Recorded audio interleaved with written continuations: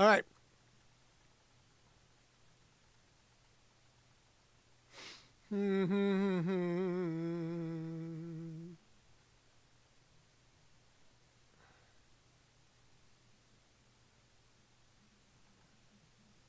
How's everybody doing?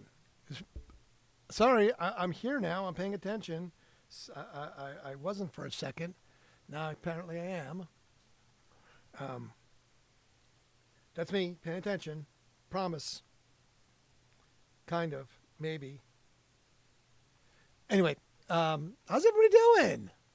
I'm almost paying attention. It happens. Look, I get distracted easily. You know, squirrel. Everybody doing all right tonight? Excellent. Happy Saturday night, January the 10th, episode 223. If you've not caught episode 1 through 222, that's okay. Squirrel, exactly. See, you know it's squirrel, right? What's up? What music do you play? Alternative rock. Alternative rock, BL. So if you're just getting here, this is episode 223. And, you know, it's different every night, but it's the same. It's, you know, kind of follows the same format. Kind of do an intro, do a little story, talk about history, music, entertainment news, you know, then some births and deaths, then maybe another story, concert announcements, and then an outro, and I'm out of here. About 45 minutes, so hang out, learn some stuff. Columbus, yes, B Hill, Columbus, Ohio, buddy. All right, so last night I left with the promise of Richard Blackwell talking about, since he talked about Amy Winehouse having those atrocious hair and tattoos, and then called out the Spice Girls, Victoria Beckham, and said some stuff. I was like, oh my God, I want to see Blackwell's list for every year from then until now. Well, that's a problem. I found out that, well, guess what? He died. He died in 2008. So I don't have his snarky comments to give you. But I did come up with his a handful of snarky and kind of rude. Snarky is what it is. These are definitely like, whoa. For some fashion don'ts. All right. So I'll try and do my best. My best imitation of Richard Blackwell. Camilla Parker Bowles, the Duchess of Dowdy. Paris Hilton, Paris designer, is obviously on vacation. This is one Hilton that should be closed for renovations. Courtney Love, when push comes to shove, no one's fashion is tackier and wackier than that funky, punky Love. Lindsay Lohan, overhyped and underdressed. What's happened to Lindsay? When it comes to fashions, she's in a schizophrenic frenzy. Jessica Simpson, she's a global fashion curse. Mariah Carey, shrink-wrapped cheesecake. Madonna, the bare-bottomed boar of Babylon. Barbara Streisand, she looks like a masculine bride of Frankenstein. Christina Aguilera, a dazzling singer who puts good taste through the wardrobe ringer. Meryl Streep, she looks like a gypsy abandoned by a caravan. Sharon Stone, an over-the-hill Cruella de Vil. Martha Stewart, dull, dowdy, and devastatingly dreary. Cher, a million beads and one overexposed derriere. That's Richard Blackwell's snarkiest. Oh man, why isn't he alive today? I want him to like rip all the other stars out. I'm gonna have to like go through the list now and try and find like all the people that he didn't snark on, because he died in 2008. I'm seriously disappointed in the fact that he's dead. Oh man. Oh, I'm so sad about that. I can barely keep a straight face reading those. Those are just hilarious. Jesus God. I mean, all right. Richard Blackwell no longer with us, left us in 2008. So unfortunately, he does not get to do the Richard Blackwell list anymore. So I'm going to have to figure out some other lists to just lambaste some of these actresses and musicians. Because those are just amazing descriptions, to say the very least. Anyway, before we get to history, I have the breaking news, an unfortunate sharing of the death of Bob Weir. Grateful Dead Bob Weir died at the age of 78. He wrote most of the popular songs by the Grateful Dead, include Trucking, Sugar Magnolia, Hell in a Bucket, Playing in the Band. 78. He was the guitarist and co-founder of the Grateful Dead. Weir's family confirmed the news of his death on social media. What are you going to do, right? He was born in San Francisco, California on October 16th, 1947. He met Jerry Garcia when he was 16 years old, along with Phil Lesh, Bill Kurtzman, Ron Pigpen McKiernan, and the former Grateful Dead themselves. The mix of psychedelic rock, blues, country, and folk, along with a splash of jazz. The group is widely known as the original jam band. Weir's jazz influences, along with his virtuoso approach to blending slide elements, added uniqueness to the Dead sound and served as one of the engines of the improvisational machine that not only made each show a song different, but each turned the band into legends with a devout cult following. When Garcia died of a heart attack in 95, Weir formed Rat Dog Review before joining forces with his surviving Dead mates in the Other Ones in 1998, 2003 as the Dead, and further with Lesh in 2009. In 2015, Weir and his surviving Grateful Dead bandmates played 3 final shows in Chicago to commemorate the band's 50th anniversary, nearly 20 years to the day and place where and when the Dead played its final show.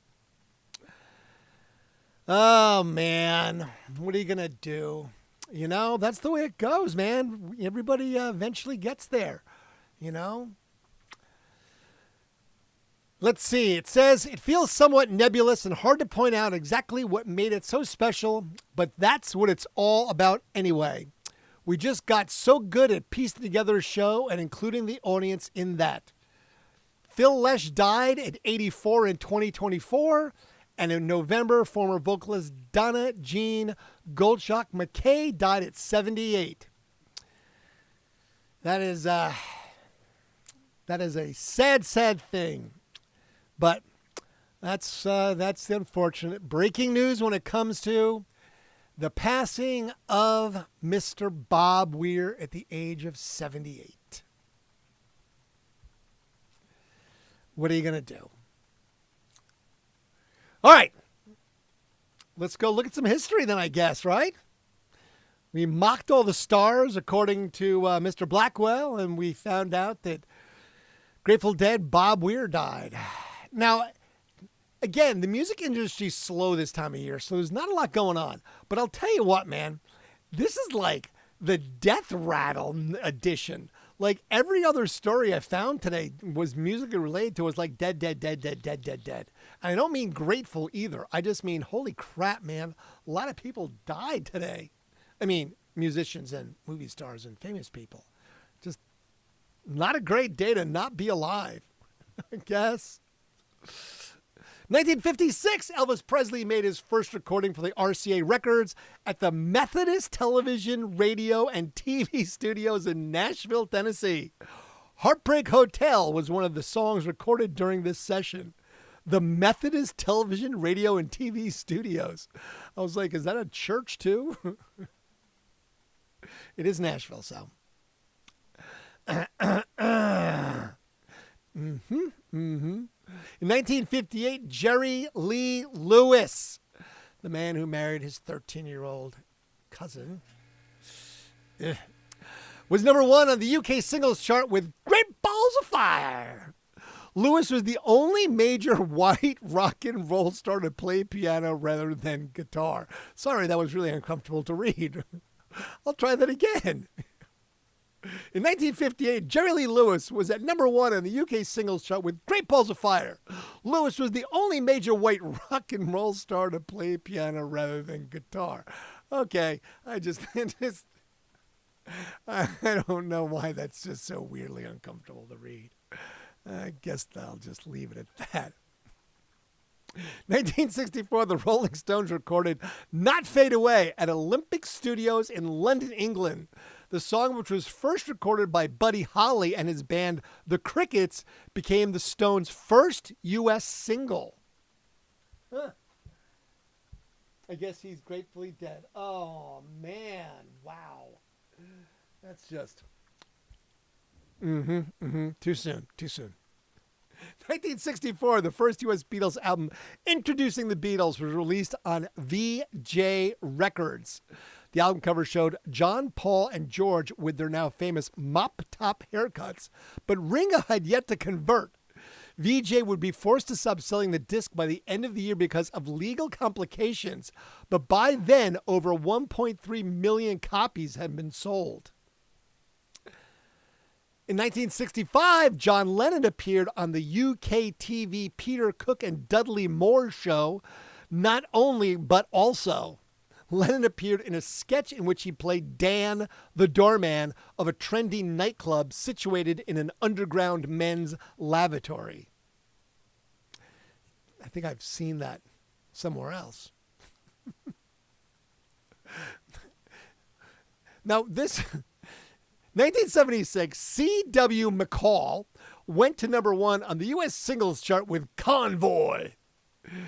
It made number 2 in the UK. C.W. McCall was in fact an advertising agent whose real name was Bill Fries, spelled F-R-I-E-S, like French fries.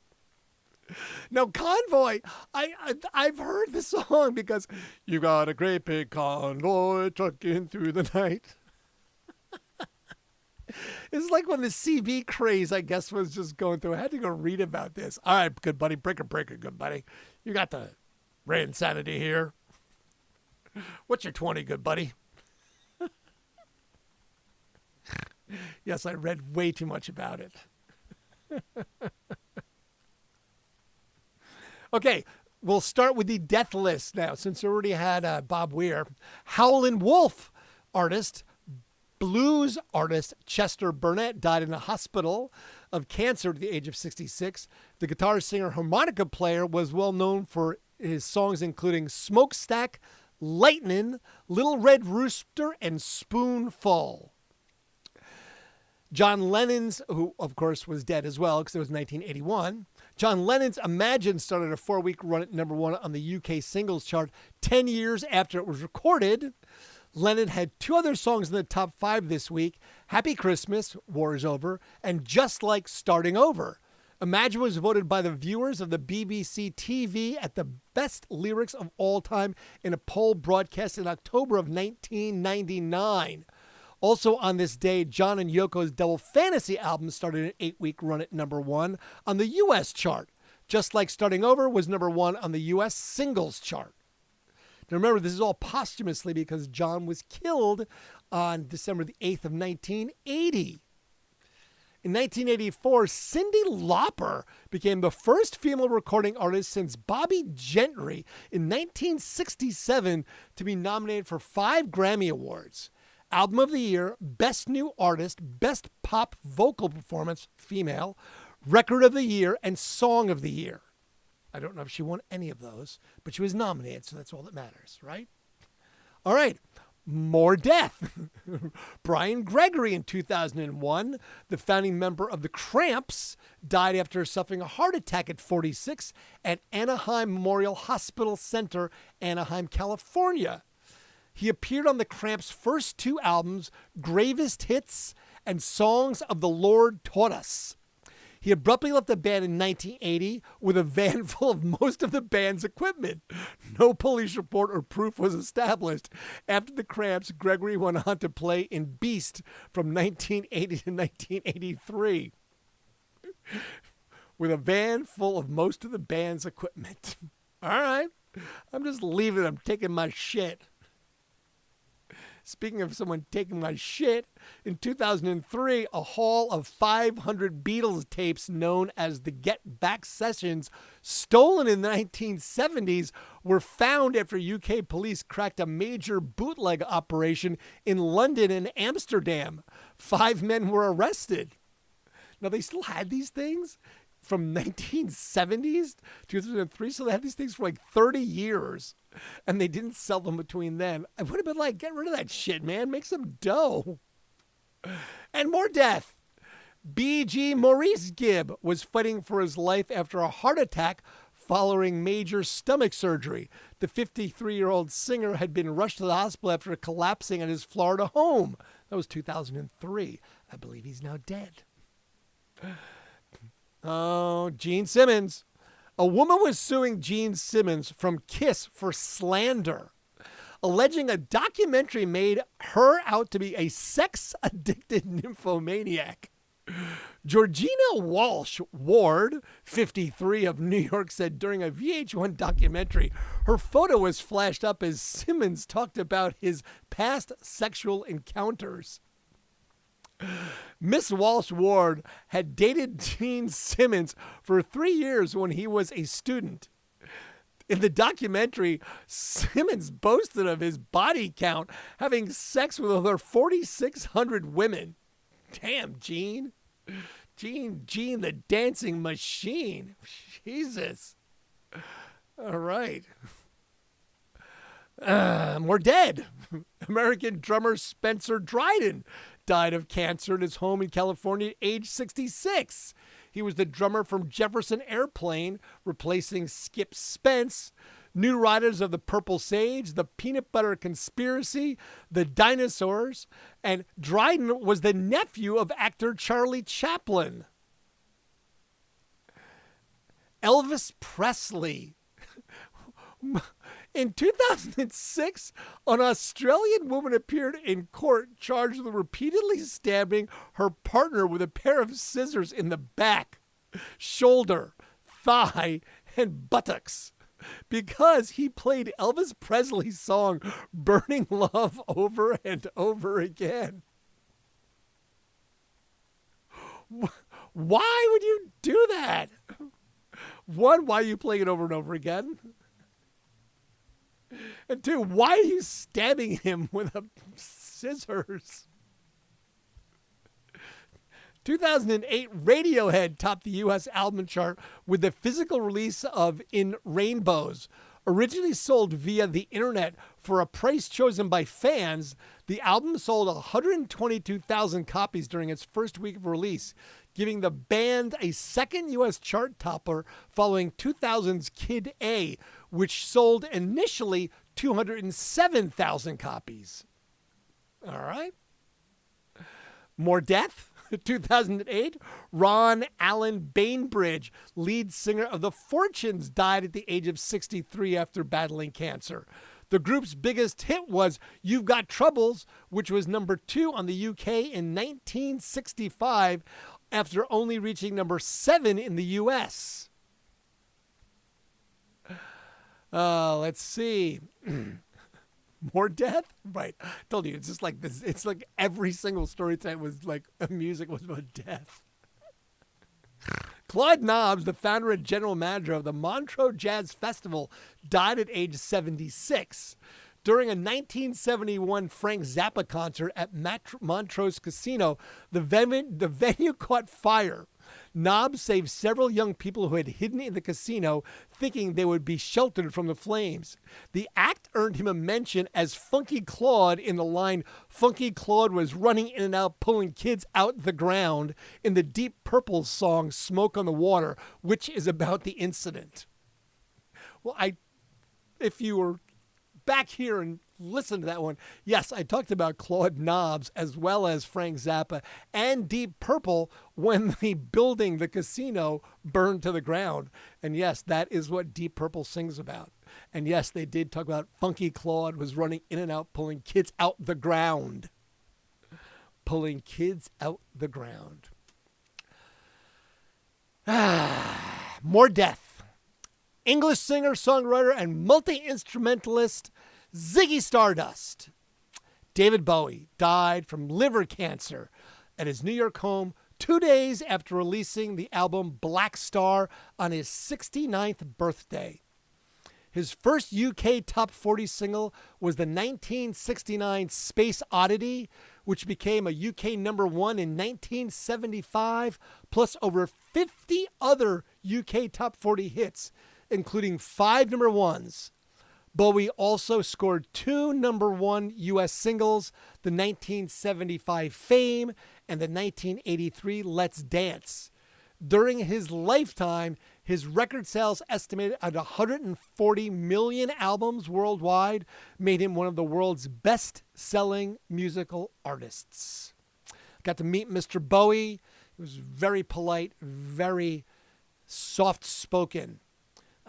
He did have 2 different color eyes. He did have a blue one and a green one.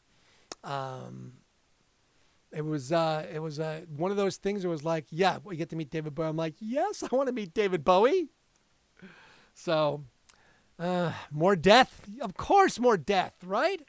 Eddie Clarke, British guitarist who was a member of the heavy metal bands Fastway and Motorhead, died in the hospital where he's being treated for pneumonia.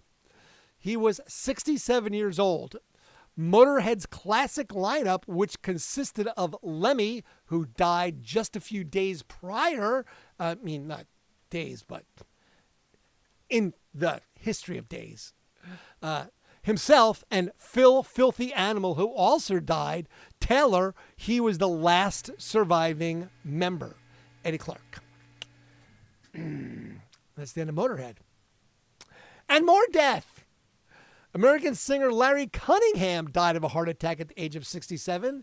He is best known as a member of the R&B soul group The Floaters, who scored the 1977 U.S. number 2 and UK number 1 hit Float On.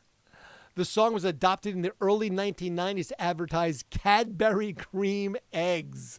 I had to listen to that, and I was like, what the hell? Really? That's what that song is?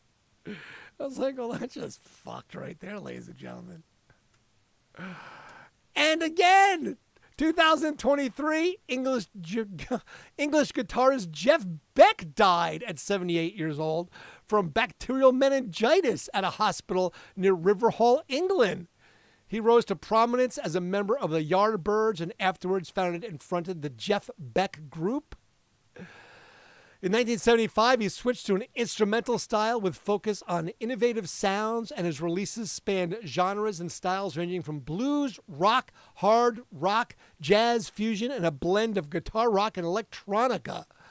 Beck's highest charting album, Blow by Blow, 1975, and produced by George Martin, was a hit in the U.S., reaching number 4 on the Billboard album charts, eventually selling 1 million copies. Told you, everybody, it's just like every single story is about death tonight, including 2023 with Dennis Budmere, jazz guitarist. He died at 84. He was a member of the Wrecking Crew and worked with many artists, including Joni Mitchell, The Carpenters, Brian Wilson, Barbra Streisand, Frank Zappa, Lyndon Ronstadt, and Dusty Springfield. He also played on more than 900 movie soundtracks from the early 1960s until the 2000s. 900 movie soundtracks. Holy shit. And it just keeps going. 2025, last year on this day, January the 10th, American singer Sam Moore died following surgery at the age of 89. He's best known as the member of the soul and R&B duo Sam and Dave from 1961 to 1981. Recorded primarily at Stax Records in Memphis, Tennessee from 1965 through 1968. These included Soul Man, Hold On, I'm Coming, and if you know those trumpets are blaring, that is the beginning of Hold On, I'm Coming, because they are just iconic. You Don't Know Like I Know, Wrap It Up, and many others. Their song Soul Man was the first songs by a black group to top the pop charts using the word soul, helping define the genre. Man, I'm telling you. Any more deaths today? Oh, wait, yes. No, that's enough. The only actor I found that died today that I wrote down was Paul Lynde. He was Uncle Arthur on Bewitched, and he was also in the Hollywood Squares. He was the center. I went and watched a little bit. He had a hilarious voice.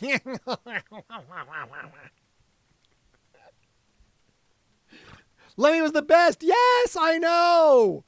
I was talking about Lemmy last night. Very sad. So, yes, just, Jesus, it's like everybody died on the 10th of fucking January. My God. All right, well, I might as well talk about births since I already took on all the deaths. Since there was not any, so I don't have any new deaths on my death list because it was just like every freaking musician that died was a featured musician tonight. Unfucking believable. All right, births. Roy Disney was born on January the 10th, brother of Walt Disney and the business partner of the Disney Empire. Roy Disney died in 2009. He would have been 91 today. Don Letts, a big audio dynamite, 70 years old. Butch Hartman of the Fairly Odd Parents is 59. I love the Fairly Odd Parents. I told you, I always watch cartoons. I'm like a cartoon junkie. I started watching SpongeBob before anyone knew what SpongeBob was. The first day it came out, I was like, holy shit, this is the most awesome cartoon ever. And I still watch cartoons. I don't care. You know, I don't care. You're not supposed to watch cartoons as a grown-up. I'd rather watch cartoons sometimes than the news or anything else because it's just fucking depressing. Jesus.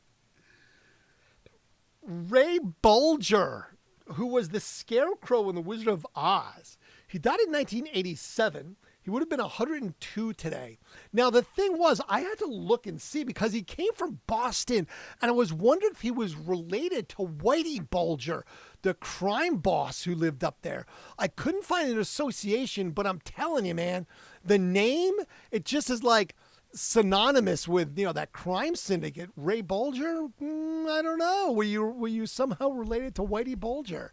That's what I'm wondering. I'm going to have to do a little deeper dive into that one. That's one of those little head scratchers there. Rod Stewart, 81 years old today. That's my pilot error. Sorry about that. Let me change cameras. Okay, we're back. There we go. We'll go back to the other camera. Now over here. I know. It's just. I suck. I know. It's sorry. Sometimes I just, I don't pay enough attention. So it's this camera, then it's this camera, then it's this camera. It happens. It happens. I get lazy. I don't pay attention. What do you want? I have TikTok brain. All right. So Rod Stewart, 81 years old today.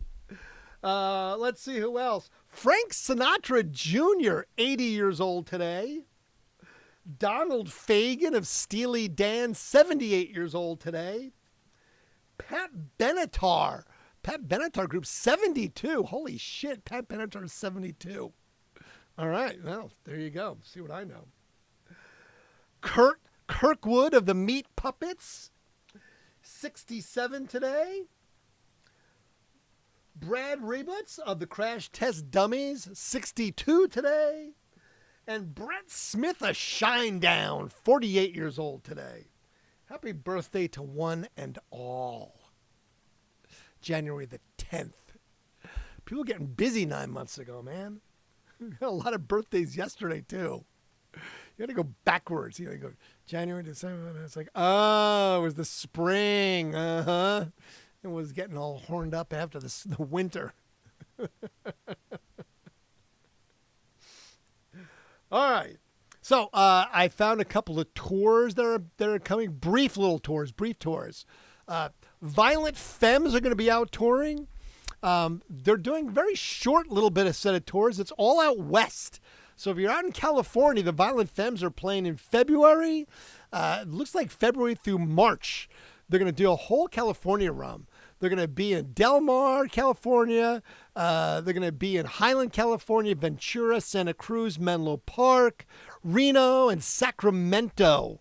So if you're out west and you want to catch the Violent Femmes, you can easily catch the Violent Femmes at some shows out in February. Not coming to the East Coast, it looks like. B-52s are doing a little bit of a mini tour along with Devo.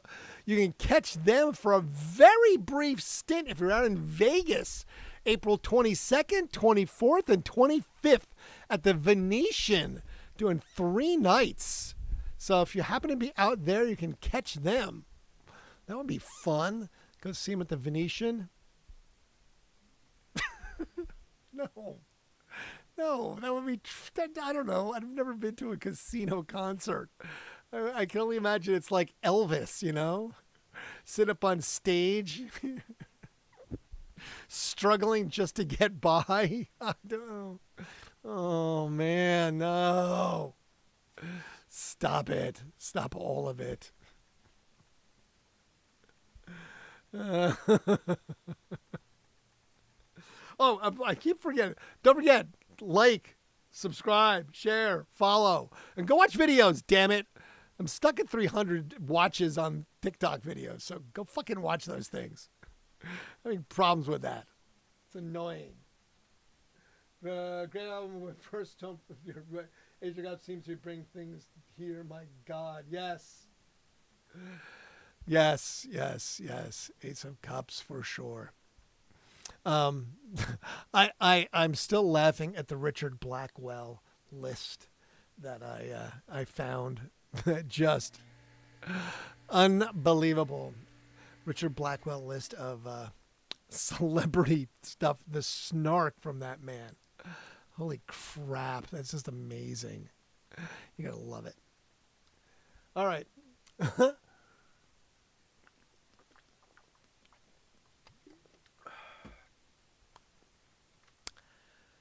All right. Excuse me. Did I find any other tour announcements? I don't think I found any other tour announcements. Except for the fact that, Bob Weir died. But we knew that. I already told you that. All right? That's what happens.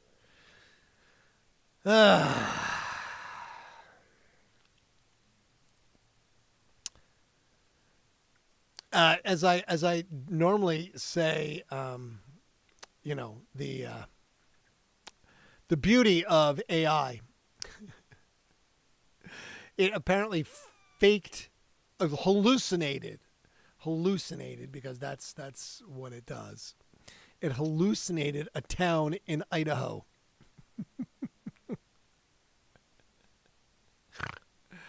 It happens.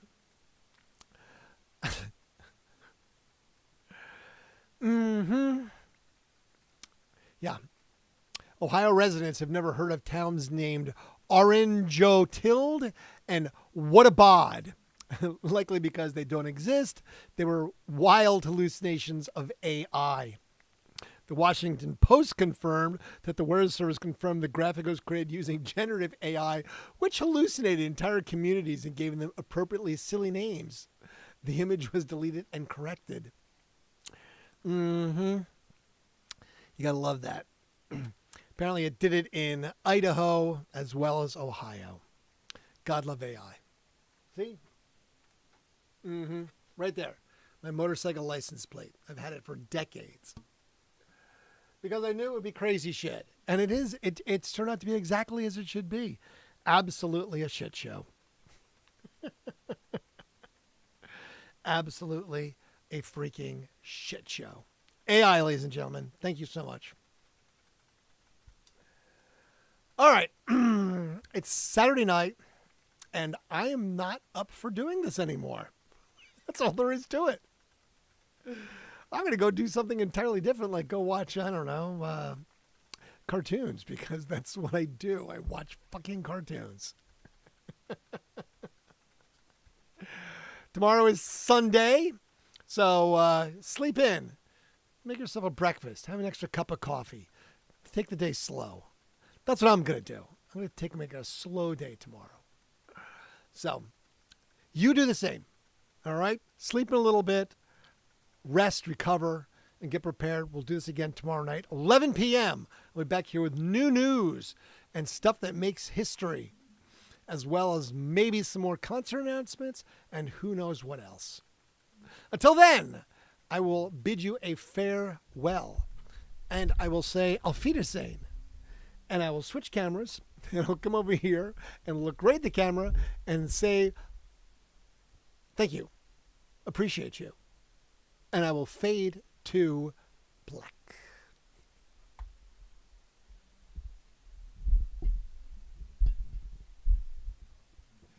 Ren and Stimpy! Yes, I love Ren and Stimpy. Ren and Stimpy. Oh, fucking A right. Ren and Stimpy.